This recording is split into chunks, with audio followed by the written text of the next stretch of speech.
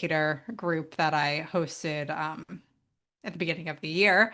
Because a lot of what the attendees wind up doing in that program is kind of experimentation, right? Everyone comes into it wanting to do events and do more with financial education, but a lot of that program is based on you have to figure out what, makes sense for you and your practice. There are many ways to be an educator. Some people are doing dinner seminars, some people are doing events at libraries, webinars, and a lot of it is just kind of trial and error and figuring out what works for you. So it kind of got me thinking in general about how we approach marketing and how we think about new marketing initiatives in our practice.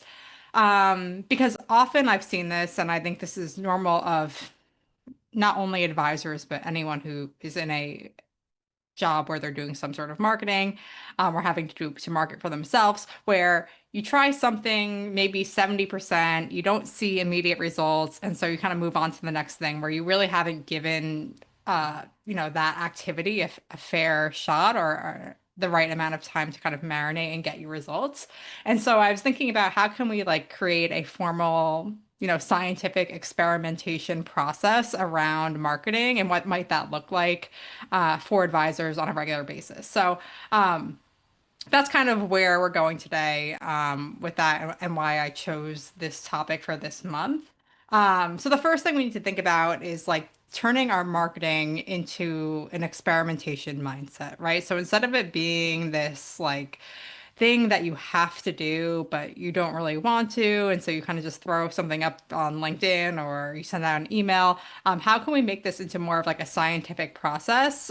So maybe it's a little bit more fun and we're actually making sure we're seeing it through the end of the results. So that's the thing. I don't want it to be just like I'll post on LinkedIn and see what happens. We want to kind of create like a timeline for our marketing experiment, what metrics of success are, and have an honest evaluation at the end. And so that's really key here because you need to have a timeline again, because you don't want to just start something and say, yeah, I'm going to post on LinkedIn. And then maybe you do it like once a week for 6 weeks, and then you decide it doesn't really work and you move on. So we want to have a timeline of saying, hey, I'm going to post for 12 weeks. No matter what happens during those 12 weeks, I'm going to consistently post twice a week for 12 weeks. The next thing that we talk about in this mindset is having kind of metrics for success. And this is something that you need to determine before you start the experiment, right? Because we want to have a real way to measure if what we're doing is working instead of like just going based on what you think at that time.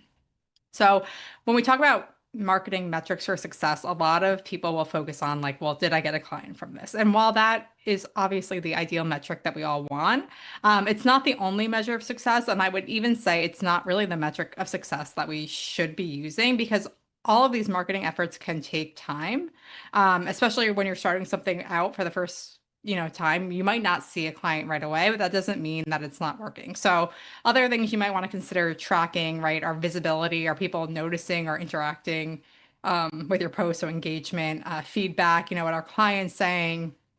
These kind of indicators can tell you if you're having success before you might see that new client come from that activity. And some of our marketing initiatives aren't necessarily about just getting a new client, right? If you're going to be posting on LinkedIn in the example that we've just been using, a lot about that is about brand visibility and just kind of getting your name and your story out there, which all later help in getting clients, but they might not be directly correlated with one post equals getting one client.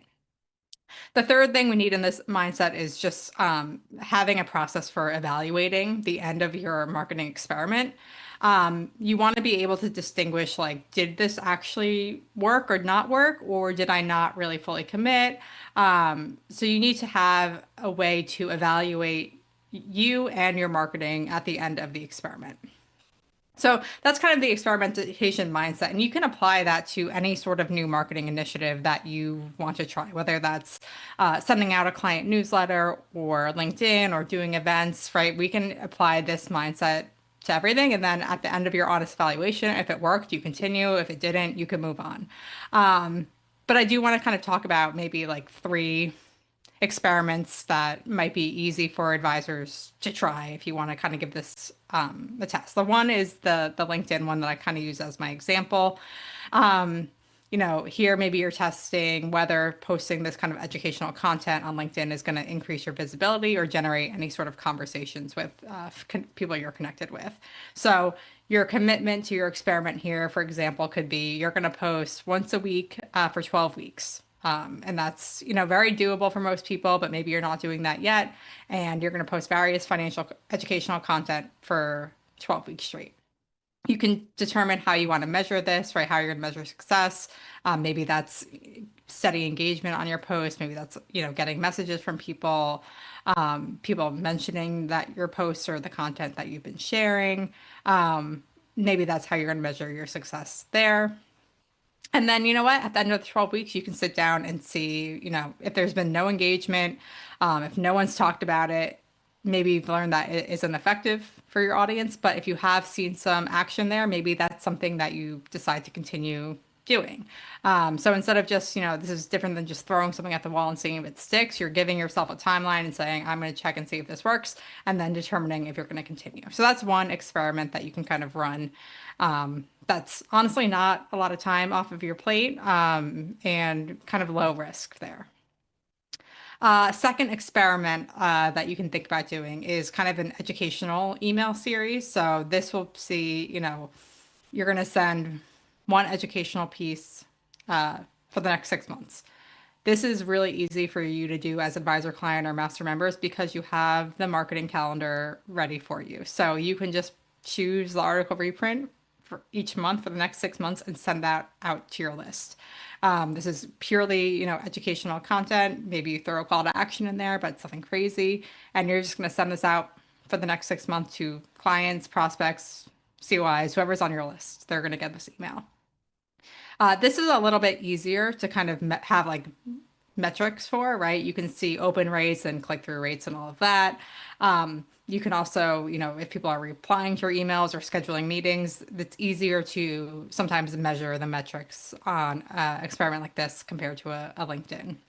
So at the end, you can evaluate, have people, what's the open rate been, the click-through rate been on these emails? Have I gotten meetings from this? Do people have questions? Are they forwarding it over to friends and family? Those are all ways to kind of measure success there. And again, super easy for you to do. Many of you might be doing this already, but maybe you're not taking a close look at the metrics. And so that is, one step that you can take to take it to the next level is if you've been sending out these monthly reprints but not paying attention, let's take a look at the metrics and see, what they're really telling us here. And a third event idea for your marketing experiment could be just hosting an educational event of some sort, whether it's in person or a webinar. Maybe you say 6 weeks from now, I'm going to do this event. It's going to be a webinar that's pretty low risk, right? You don't have to spend a lot of money. You can invite clients and prospects to it. You can promote it for a few weeks, deliver it, follow up, and see kind of what happens, right? You're tracking metrics here are easy. You're tracking who registers, who shows up, who wants follow up. That's kind of a very easy results to see there. So, if that's something you've been considering doing events, but you're not sure where to get started, you could start as just like a single event experiment and see where you go from there. So that's kind of 3 ideas. Again, like I said, you can apply this to really any kind of marketing that you want to do in your business, but maybe you've been putting off. I think sometimes it's easier to do something like this when you're saying like, yeah, I'm going to do this for 12 weeks or 6 months, when you have an end date in mind, before you then sit down and evaluate if it's going to work for you, can be easier to get things moving, get things started. So I would say, think about something that you've wanted to do in your marketing, or think about the 3 examples I've shared here today and pick one of them and do it. See the experiment through, treat it like an experiment, like a science project, right? You can have your hypothesis. You can say, I think this is what's going to happen. Then you're actually going to do it. You're going to measure the metrics there and then, decide if it's something worth doing. This can also just make it a little bit more fun. If you find marketing to be like a tedious task that you don't want to do, this can make it seem a little bit more fun because you're looking at the results, you're trying to see what's going to happen. So just again, another kind of mindset change around marketing that I think can be helpful for some people. So that's kind of what we're doing, what we're thinking about this month. I'd love to hear, from anyone if they have ideas about what they want to do for their experiment, or if you want to come back in May and tell us what you did That's great too. Um, but that kind of brings us to the end of our first section here, which is about marketing experimentation. Now I'm going to jump into your marketing activities for April and May. So here I'm sharing the advisor client marketing calendar. There's also one on the Master Member Center. I know we have both AC, advisor client, and master um, members here today. So this is the advisor client version. For our marketing calendar, we pick a theme for every month and we try to pick, marketing pieces that go along with that theme. So for April, the theme is Social Security. I believe it is National Social Security Month. And that's why we try to, time our themes with anything timely like that exists. So our reprint for the month of April is about delayed retirement credits. This is a great piece. It was written by Elaine Floyd. Here it is. This is the web version here, but basically it goes through why it's beneficial for clients to delay claiming Social Security until 70 and how they get those delayed retirement credits of 8% per year up until 70, which a lot of people aren't necessarily aware of. And so this kind of reframes the Social Security claiming strategy as like you're getting this added benefit if you wait rather than, getting um, punished by taking it too early and not getting these credits. So this goes through kind of all the different questions that people might have about this, right? Like what are these credits? What about survivor benefits, spousal benefits? So this is a great piece to send out to your list for the month of April. Also in April, we have our key planning and investment deadline spring postcard. This covers the kind of key planning deadlines for the months of April, May, and June. So that's something, if you send those out, you want to get that moving now. And then looking forward to May, our theme is for retirement planning. Our reprint is 5 questions to ask yourself 5 years before you retire. So if you have, if you've segmented your list and you have people who, that pre-retiree group that especially, are kind of within that 5 year window or maybe even that 7 year window of retirement, you certainly want to send this out to them. But it goes through some things that people need to consider before they retire. Number one, like where do you want to live, right? If you have children and grandchildren you want to be around, is that something you want to do? Do you want to move there? Affordability, employment, business opportunities, right? If you might want to do some work during retirement, is that available to you? If you want to travel, are you near airports, things like that? Healthcare, right? Is there good healthcare in your area? Things like that. Also, what will you do in retirement? This is, I think, a huge issue for a lot of people who go to retirement. I'm sure many of you see this with your clients. I've seen it with people in my family where they retire and they're excited about it at first, but then they realize so much of their livelihood was working and their identity through work, and they miss that social aspect of work and all of that. And so they have kind of this like crisis of what am I going to do with my time? So I think it's important for, us in our positions here to be talking to people before they retire about what do you want your retirement to look like?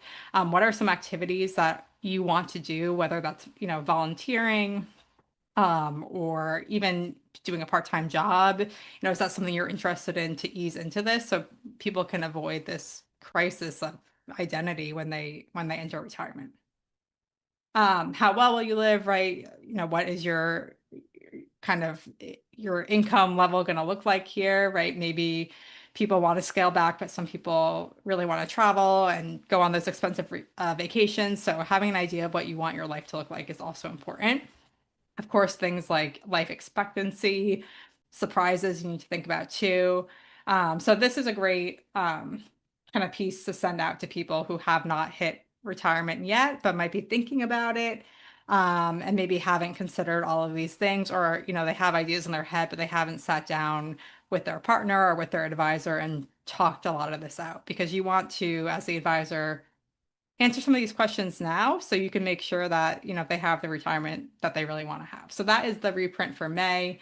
Um, we also have the key birthdays postcard that can go out in May. This just identifies some age specific financial actions that people need to do at certain ages, like Medicare and all of that. This is a great kind of under the radar referral piece. Because you send it out to your list. Number one, anyone who's turning any of those ages that are listed, there's like the RMDH, Social Security, Medicare, um, they automatically are like, oh, I have to do something. Let me reach out. But it also helps people think of specific people in their lives who are turning that age. So whether, they might not be turning 65 and need to sign up for Medicare, but maybe their brother is, and they're like, you know what?